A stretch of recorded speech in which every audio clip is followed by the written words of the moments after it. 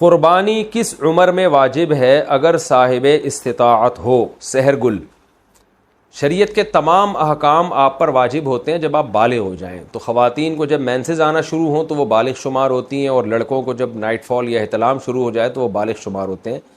اور اگر یہ علامتیں عورت میں یا مرد میں ظاہر نہیں ہوئی ہیں تو اسلامی لحاظ سے جب بھی کوئی لڑکا یا لڑکی 15 سال کا ہوگا تو وہ بالغ سمجھا جائے گا. تو بالغ ہوتے ہی شریعت کے تمام احکام آپ کی طرف متوجہ ہو جاتے ہیں. تو اس عمر میں اگر صاحب نصاب ہیں تو قربانی واجب ہے، مرد ہو یا عورت ہو. اپنی قربانی چھوڑ کر والدین کی طرف سے قربانی کرنا، میں اس سال اپنی قربانی نہ کروں، والدین کی طرف سے کر لوں، تو کیا یہ جائز ہے؟ ایم ایس فاروقی برطانیہ سے. دیکھیں، اگر آپ کے والدین وفات پا چکے ہیں تو پھر اگر آپ والدین کی طرف سے کرتے ہیں وہ حقیقت میں آپ ہی کی طرف سے ہوتی ہے، اس کا ثواب والدین کو پہنچا رہے ہوتے ہیں، تو اس میں آپ کا اپنا واجب بھی ادا ہو جائے گا. لیکن اگر آپ کے والدین حیات ہیں تو آپ ان کی طرف سے قربانی کر رہے ہیں ان کی پرمیشن سے، تو پھر آپ کی قربانی نہیں ہوگی، بلکہ ایک جانور میں دو بندوں کی بھی نہیں ہوگی، ابا اماں دونوں کی نہیں ہوگی. دو حصے لینے پڑیں گے یا دو جانور کرنے پڑیں گے تب ابا اور اماں کی ہوگی. تو ایسی صورت میں پھر آپ اگر صاحب نصاب ہیں تو آپ گناہ گار رہ جائیں گے. تو اگر آپ کے والدین حیات ہیں، زندہ ہیں، تو پھر تو آپ اپنی طرف سے قربانی کریں، اور والدین صاحب نصاب ہیں تو ان کی طرف سے الگ کر لیں، صاحب نصاب نہیں ہے تو ضرورت نہیں ہے کرنے کی.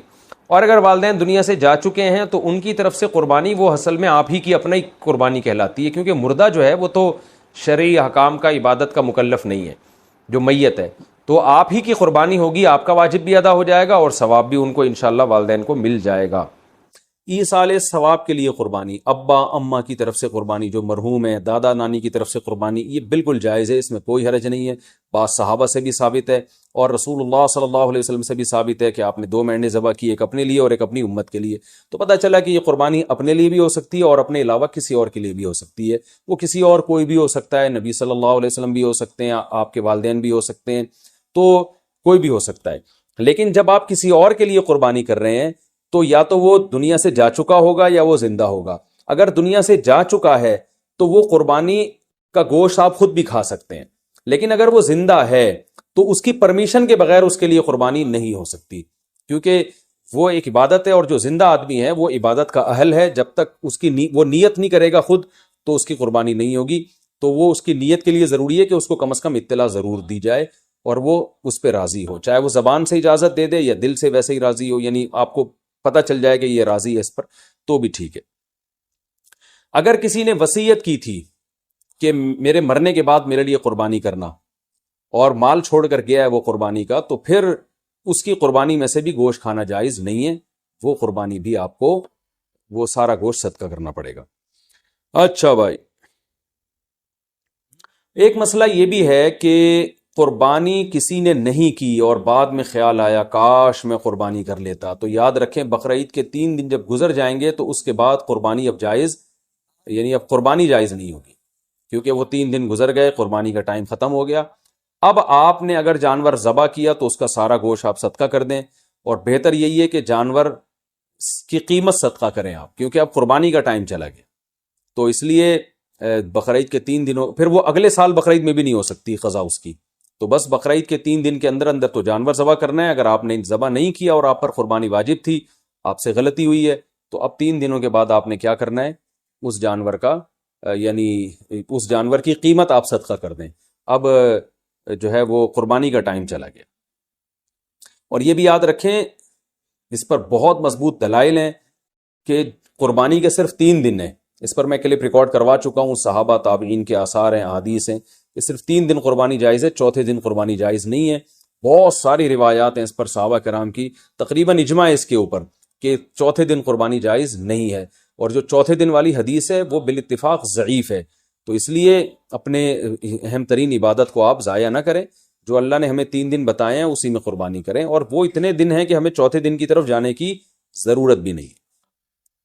لیکن اگر کوئی کر رہا ہے تو بحث مباحثہ نہ کریں، لڑائی جھگڑا یہ بھی اچھی چیز نہیں ہے. آپ خود احتیاط کریں، صرف 3 دن، اور جتنے لیٹ کریں گے قربانی کا ثواب کم ہوگا. پہلے دن سب سے زیادہ، دوسرے دن اس سے کم، تیسرے دن اس سے بھی کم. اچھا بھائی، اور مسئلہ کیا ہے کہ قربانی میں عقیقے کی نیت کرنا، یہ سوال بھی بہت پوچھا جاتا ہے، بالکل جائز ہے. آپ ایک گائے لے کر آئے تو آپ اس میں اپنے بچوں کا عقیقہ بھی کر سکتے ہیں، اور قربانی کا یعنی بیٹے کا لڑکے کی طرف سے 2 حصے ڈال دیں اس میں، اور ایک اپنی قربانی بھی کر لیں. یہ بھی بالکل جائز ہے. اچھا بھائی، اور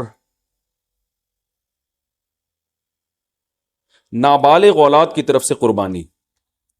دیکھیں جو نابالغ اولاد کی طرف سے قربانی ہے اگر تو انشاءاللہ اس کو ثواب ملے گا. قربانی وہ آپ ہی کی طرف سے ہوگی، تو یعنی آپ ہی اس قربانی کے مالک ہیں.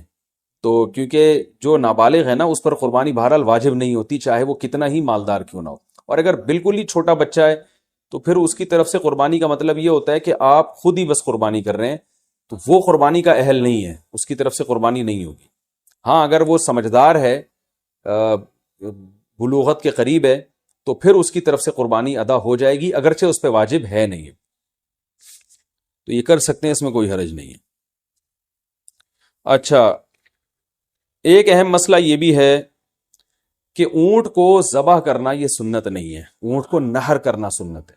کھڑے کھڑے اس کی ٹانگ باندھ کے نا یہاں چاقو مارا جاتا ہے، اور ایکسپرٹ جو قصائی ہوتے ہیں وہ ایسے زور سے کٹ لگاتے ہیں کہ ایک دم فوارہ نکلتا ہے، اونٹ بہت جلدی ٹھنڈا ہو جاتا ہے. اور جو اناڑی ہوتے ہیں وہ بہت تکلیف دیتے ہیں جانور کو، وہ گھماتے رہتے ہیں اس میں، اور ان کو صحیح نس ملتی نہیں ہے، رگ ملتی نہیں ہے، اونٹ کا خون کم بہتا ہے، وہ بہت دیر سے اس کی جان نکلتی ہے. تو یہ بہت جو ہے وہ اچھا کام نہیں ہے جانور کو تکلیف دینا. آپ صلی اللہ علیہ وسلم نے حکم دیا ہے کہ جب تم میں سے کوئی شخص جانور کو ذبح کرنے کا ارادہ کرے تو اسے چاہیے کہ جانور کو راحت پہنچائے، اس کی راحت کا خیال رکھے، وہ اس کی اذیت نہ دے، تکلیف نہ دے. اور آپ نے یہ بھی فرمایا کہ اپنی چھری کو پہلے تیز کر لو تاکہ جانور کو تکلیف نہ ہو. بعض لوگ یہ کر رہے ہوتے ہیں، جانور کو لٹا کے چھری تیز کر رہے ہوتے ہیں، وہ بھائی پہلے ہی کر لیتے یہ کام، اس کو آپ نے جو لٹا کے اتنی تکلیف دی ہوئی ہے، یہ ٹھیک نہیں، یہ ٹھیک عمل نہیں ہے. تو جانور کو راحت دینے کا ہمیں حکم ہے، تکلیف سے اس کو بچانا ہے ہم نے. تو یہ کچھ مسائل تھے، اور بھی کوشش کر رہا ہوں کہ کوئی مسائل دماغ میں آ جائیں جو لوگ زیادہ. ایک اور مسئلہ رہ گیا کہ قصائی کو گوشت اجرت کے طور پہ دینا جائز نہیں ہے. قصائی کو الگ سے اجرت دیں، گوشت ویسے ہی جب بیٹھا ہو تو کھانا وانا گوشت پکا کے کھلا سکتے ہیں، سب کھا رہے ہوتے ہیں تو وہ بھی کھا سکتا ہے. لیکن گوشت جو الگ سے قصائی لوگ سائڈوں پہ نکال لیتے ہیں، پٹ کا گوشت الگ کر دیا، چانپیں ادھر کر دی، بہت ہاتھ گھوم رہے ہوتے ہیں بعض قصائیوں کے، تو ان کو منع کریں اس عمل سے. اور خاص طور پہ جو مشترک جانور ہے حصوں والا، اس میں تو یہ عمل اور بھی برا ہے. اللہ تعالیٰ عمل کی توفیق عطا فرمائے. وما علینا الا البلاغ.